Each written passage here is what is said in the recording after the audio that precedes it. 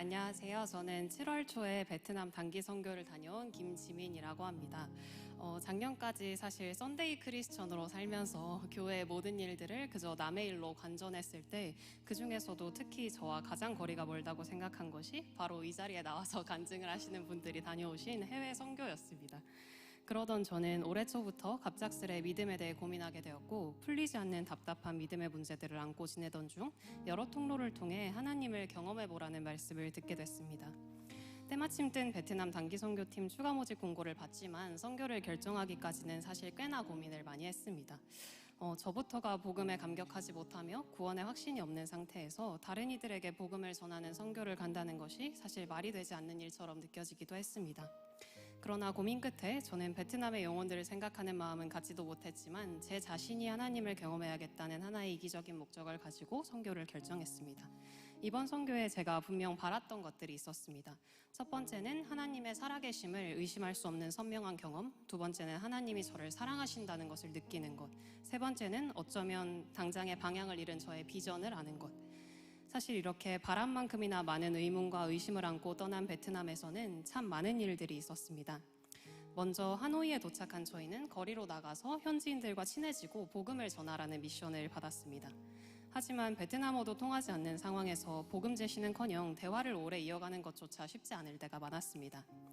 팀이 마주한 복음 제시의 어려움에 더해서 저는 계속해서 제 안에 근본적인 문제를 안고 있었습니다. 저는 제가 전하는 복음에 자신이 없는 제 안의 장벽을 사람들과 이야기를 나누면서도 내가 왜 복음을 전하려고 하는 거지? 라는 무거운 의문과 찝찝함을 느꼈습니다. 그렇게 하노이를 헤매던 저희가 중간에 하이퐁이라는 근교 지방으로 이동하게 됐을 때 상황은 더욱 막막해졌습니다. 체감 40도에 이르는 뜨거운 날씨에 거리는 텅 비어 있었고 저희 모두 이런 식으로 무엇을 더 할 수 있을까 하는 마음에 지쳐갔습니다. 그렇게 내내 거리를 헤매다 숙소에 잠시 혼자 있게 되었을 때 제 안에 뭔가 착잡한 마음이 들었습니다. 하나님을 경험하겠다고 이곳에 왔는데 지금까지 하나님을 경험하기는커녕 하나님께 시선을 집중하지도 못한 것 같았기 때문입니다. 저는 제 스스로가 복음을 받아들이지도 못한 채 복음 제시라는 눈앞의 미션만 수행하려고 하는 잘못된 주민과 돌연 반대로 이 모든 것을 피하고 싶은 잘못된 줌아웃의 상태를 오가고 있다고 느꼈습니다. 믿고 싶다는 마음에 무언가 해보려다가도 갑자기 이 모든 것들이 의심스럽고 꺼려지는 마음. 사실 선교지에 도착하고 며칠 동안 제 안에 이 걸림돌이 더욱 크게 느껴졌습니다. 제대로 믿게 될 이후의 삶에 대한 거부감. 저는 제 인생을 하나님께 베팅하는 것이 두려웠고 저 스스로를 아까워했습니다. 한 겹을 벗겨 들여다보면 결국 저는 저의 죄인됨을, 저로서는 희망 없는 상태를 깨닫지 못했고 예수님을 저의 구원자로 만나지 못했습니다. 심지어 하나님이 살아계시다는 믿음이 제 안에 있는지조차 확실치 않았습니다. 그럼에도 왜인지 동시에 제 안에는 하나님을 중심에 두고 인생을 살아야만 할 것 같은, 하나님을 바라는 것이 제 모든 문제의 답이 될 것만 같은 마음이 있었고 저는 이 알 수 없는 마음의 시작과 동기를 계속 의심했습니다. 그래서 저는 하나님을 경험하고 싶었습니다. 그분이 저를 사랑하신다는 것을 느끼고 싶었습니다.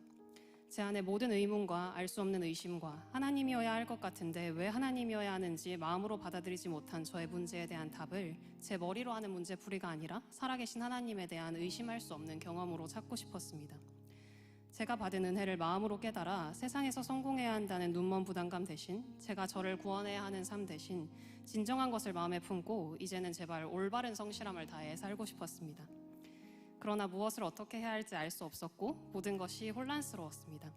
그래서 어쩌면 조급한 마음으로 이번 단기 선교가 하나의 실마리가 되기를 바랐던 저는 한 영혼을 찾아 며칠째 거리만 방황했던 이날 착잡한 마음으로 하나님께 투정을 했습니다. 하나님, 저도 한 영혼 아닙니까? 그리고 팀이 다시 모였습니다. 이 낯선 지역에서 무엇을 어떻게 해야 할까 논의하던 중 전날 급하게 잡은 저희 숙소 근처에 마침 한 한인교회가 있다는 것을 알게 됐습니다. 누군가 있기는 할까 생각하면서 아무것도 모른 채 문을 두드린 그 교회에서 저희는 참 좋은 목사님 한 분을 만났습니다. 너무 막막했던 상황에 든든한 인솔자를 얻고 저희 모두 지친 마음에 큰 위로를 얻었습니다. 그리고 이 한인교회 예배당에 잠시 앉아 기도하는 동안, 그리고 목사님의 인솔하에 한낮에 제가 헤매던 똑같은 그 길을 다시 걷는 동안 저는 하나님께서 저와 함께 계시다는 것을 제가 알아볼 수 있는 섬세한 방식으로 알려주시는 듯한 느낌을 받았습니다. 그리고 이렇게 우연히 만난 목사님을 통해 저희는 한 선교사님을 만났습니다. 밥보다 예수라는 책의 저자이셨던 이 선교사님은 저의 고민을 상징적으로 담은 삶을 살고 계셨고 저는 이분께 제 안에 해묵은 질문을 할 수 있는 기회를 얻었습니다. 특히 진로에 대한 고민 앞에 선교사님께서는 저의 시야에서 구체적인 비전을 찾지 말고 하나님께서 저에게 공급하시는 프로비전의 자리, 곧 하나님과 저의 시선이 같아지는 미션을 찾으라 말씀해 주셨습니다. 그리고 그렇다면 그 미션을 어떻게 찾을까 하는 의문에 대한 답은 너무나 쉽다며 제게 하나님의 미션이라 생각되는 길을 우선 살아보라고 말씀하셨습니다. 이분의 입을 통해 선교를 떠나기 전 들었던 것과 똑같은 말씀을 한 번 더 들었습니다. 우리는 확신을 얻은 후에 길을 걸어갈 수 있는 것이 아니라 한 발을 내딛어야 하나님이 보여주시는 일을 볼 수 있다는 것. 잠시 동안이었지만 이 선교사님과 나눈 이야기가 제 마음에 깊이 와닿았습니다. 선교의 시간 동안 하나님께서 보여주신 것들에 비해 여전히 굳은 저의 마음이 이것들을 온전히 선명한 확신으로 받아들이지는 못했습니다.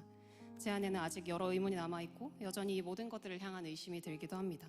그러나 이번 선교에서 저는 하나님의 임재가 복잡하게 엉킨 제 안의 의문과 문제들을 넘어설 수 있으리란 것을 배웠습니다.